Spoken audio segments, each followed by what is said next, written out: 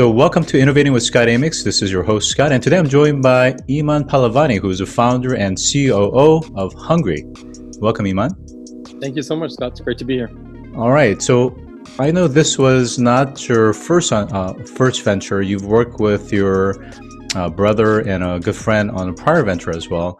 What's it like to work, with family members, and what are ways that you have to set clear boundaries to, set between personal versus professional? It's been great. Actually working both with my brother and a very close friend, and actually a mentor of ours, Jeff Grass. I think the way that we figured out quickly how to make this work is looking at what everyone's good at and having everyone stay in those swim lanes. Specifically, I'm more on the operations and sales side of both my previous business and this one. And my brother is more on the tech and product side. So clear, established swim lanes, and it allows us to kind of do what we do really, really well and not interfere with the other person's, work and what they have going on. Now, during off time, when you're just kind of hanging out, how do you make sure that the business side doesn't keep on encroaching into the personal relationship or the conversations within the family? That's hard to do. A lot of folks say that, business and personal life is separate. I actually think they're, especially if you are, running a business, they very much mix, and it's very hard to separate the two.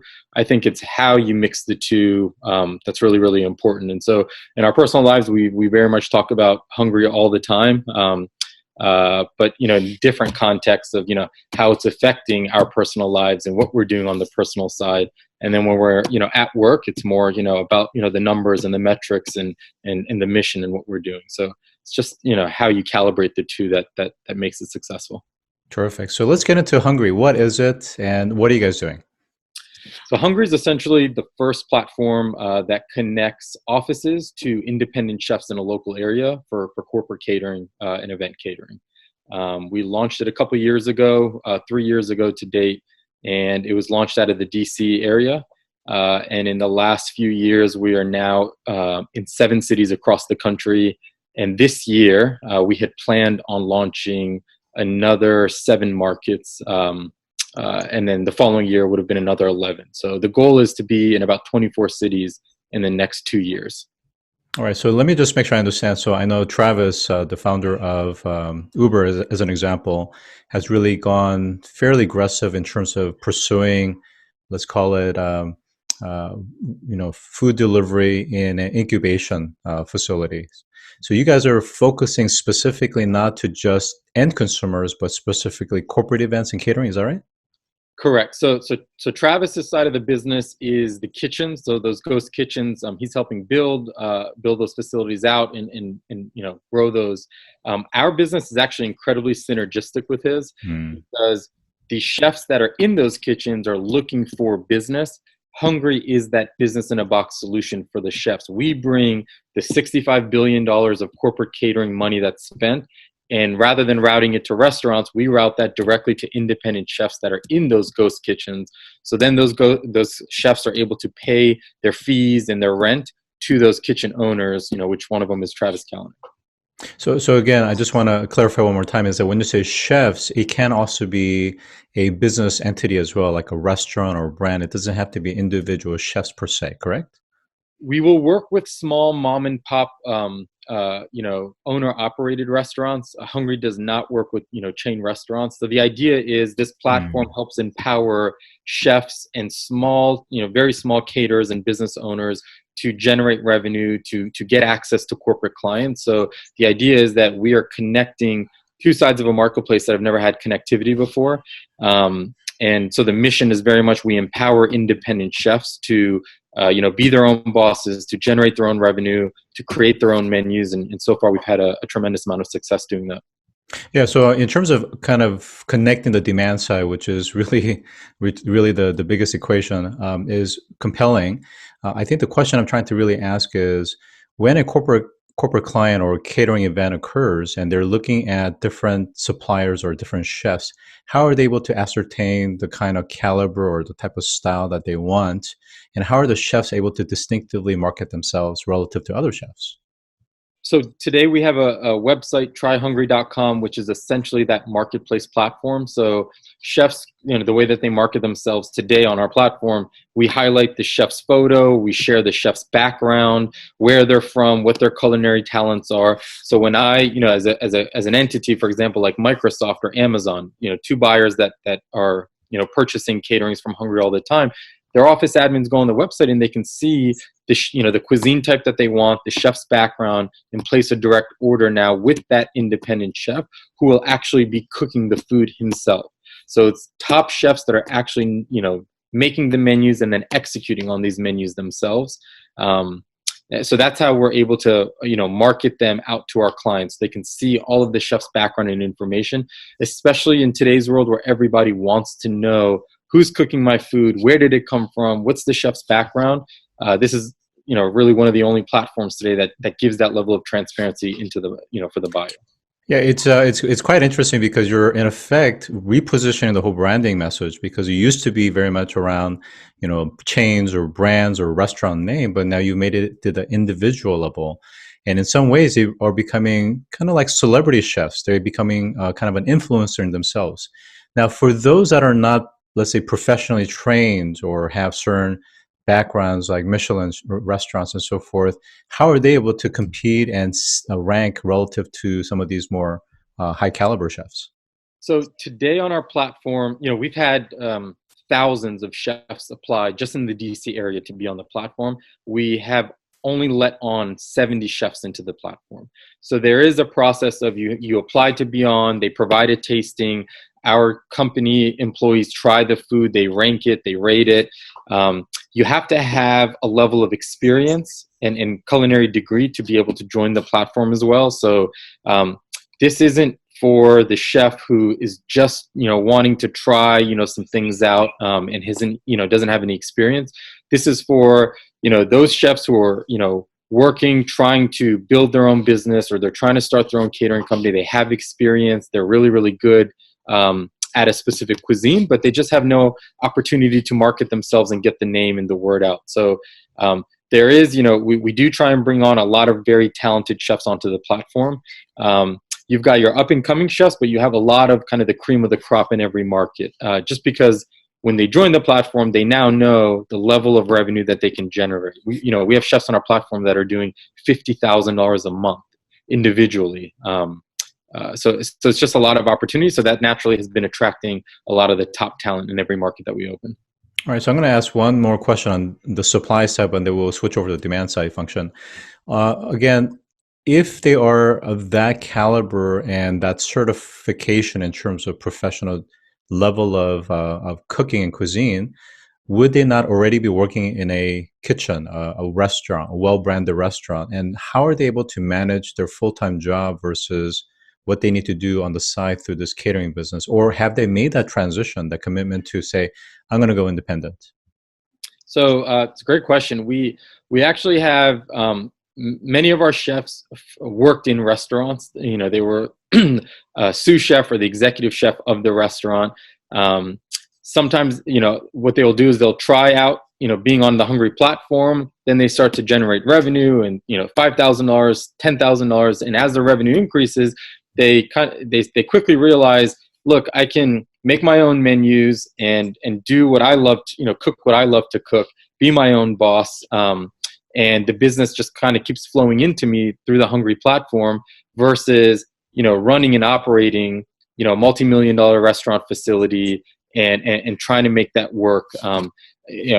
That industry is going to do great, and there's some chefs that are doing phenomenal. They build out massive empires of restaurants, but for the average chef, that's a very rare circumstance where they become that celebrity status, or that they are able to build a restaurant concept that really takes off. And so the majority of them, they don't make a lot of money. They work very, very hard hours, and so what Hungry offers is an alternative where you can join the platform, generate a lot of great revenue. You're your own boss, and you make the menus that you love making and that you're very, very good at making.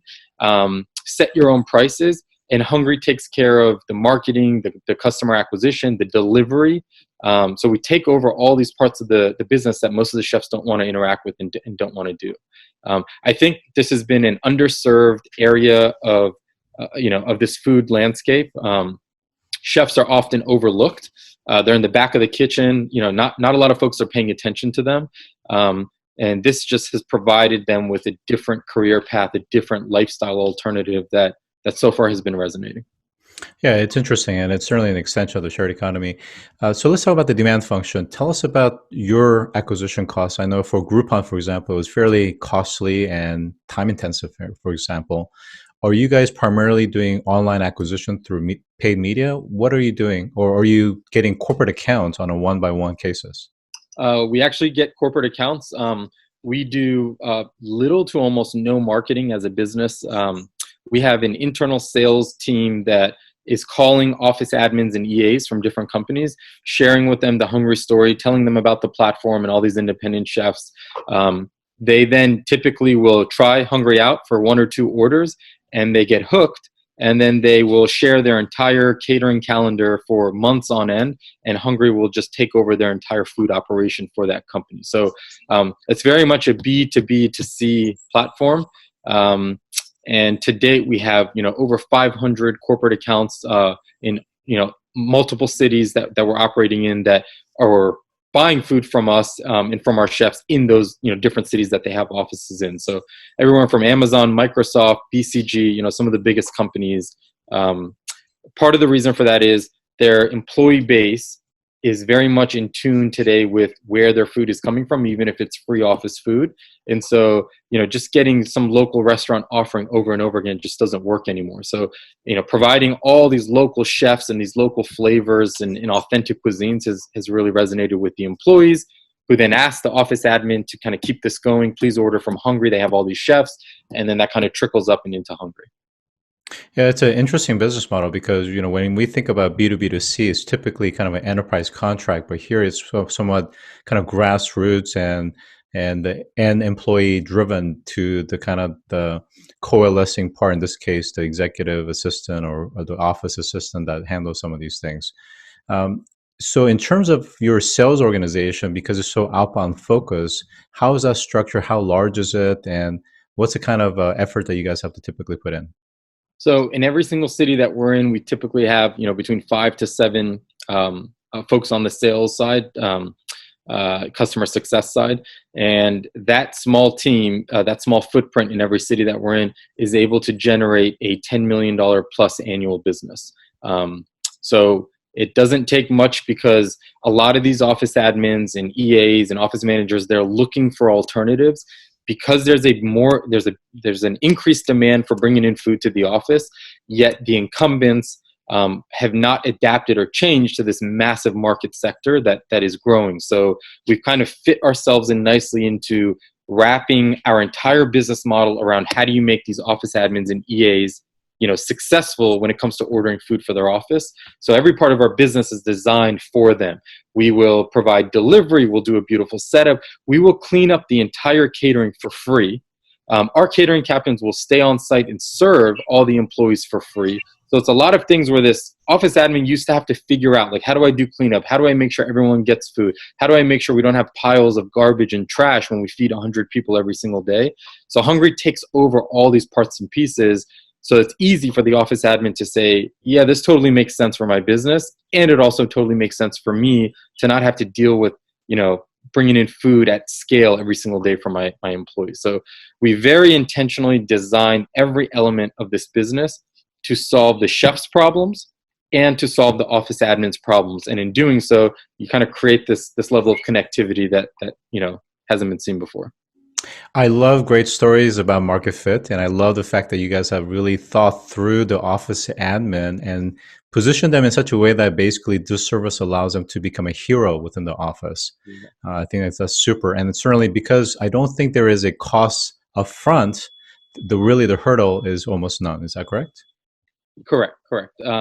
We have just again, the product market fit has worked so well in this corporate catering industry. Again, I think It's been an overlooked industry. It's been growing kind of quietly behind the scenes, and not a lot of folks have been trying to innovate to create solutions that fit both sides of this marketplace. And I think our team has done a great job of building out a platform that has really caught fire. Now, I'm going to share something kind of maybe a little bit challenging, is that at least in the ghost kitchen, going back to more the traditional restaurants and brands, is that one of the complaints that start to rise is that the percentage that these ghost kitchens charge is relatively high compared to their overall food costs and their food cost structure. What is the percentage that you take on a catering ticket basis? From the chef side. Yes. So Hungry doesn't actually take anything from the chef side. So the chefs will provide Hungry with their wholesale pricing, and then Hungry marks that up and sells that on the marketplace. So again, one of the things that we tried to fix and innovate on is all of these vendors and chefs complain about these third-party, what we call restaurant broker platforms, where they come in and they'll take 10, 15, 20% of the very slim margins that these chefs and restaurateurs already have. So what we decided to do was, let's not do that. That doesn't make sense. Let's have them provide us with wholesale pricing, and then we will add to that and sell that on the marketplace. So the chefs basically are able to generate the revenue that they need to and that they want to. And we're still able to, on average, sell a meal on our platform for about $12 per person across our market. So interesting. Very interesting. It's what we call sub-Panera pricing. Very interesting. Very interesting. All right. So the last question I have for you is, if you could share a product or project failure and the lesson learned that you have. Product or project failure. When we first launched this business, the idea that we originally came up with was a B2C company. How do we sell independent chefs food, delicious food, directly to consumers? And that's how we launched, the first version of Hungry. It was a consumer play. What we quickly realized is making the unit economics of that work, it's almost impossible. When you sell one meal, the delivery costs usually will outweigh the entire cost of that food, which is why, all the bigger players, have to raise hundreds of millions of dollars to continue to funnel and fund, that business. So what we did was, after we raised an initial seed round, we quickly pivoted the business to a naturally growing sector, which was corporate catering. Companies started calling us and saying, we want your independent chefs, but for office food. And what we noticed is the ticket prices are bigger and the unit economics work really, really well. And so we made a hard decision then, but what turned out to be probably the smartest decision we've ever made was to pivot the business. And then now in today's world where, with coronavirus going on in all over the world, we had to pivot again, because virtually corporate catering has stopped. When no one's at the office, you're not delivering, nobody's ordering food to the office. We pivoted again, this time to B2C, but with a family orientation. So folks can go on our website and order family style meals where we make the unit economics work this time. So there's a minimum order size, but they're able to have family style because, most people are in their homes with their spouses and their children. So we've pivoted once to leave B2C, and now we pivoted back to B2C, but a smarter way that works for the chef and works for our business, so that we can continue to provide delicious food to folks today that really need it. I really like the fact that you guys are solving the microeconomic unit cost issue, which is around that, if you keep that ticket price too small, or the quantity too small, it becomes challenging. So you're really addressing that by increasing the volume, the quantity, and the overall size ticket. So that's terrific. So today I've been joined by Eman Pahlavani, who is the founder and chief operating officer of Hungry. Thanks for joining today. Thank you so much for having me.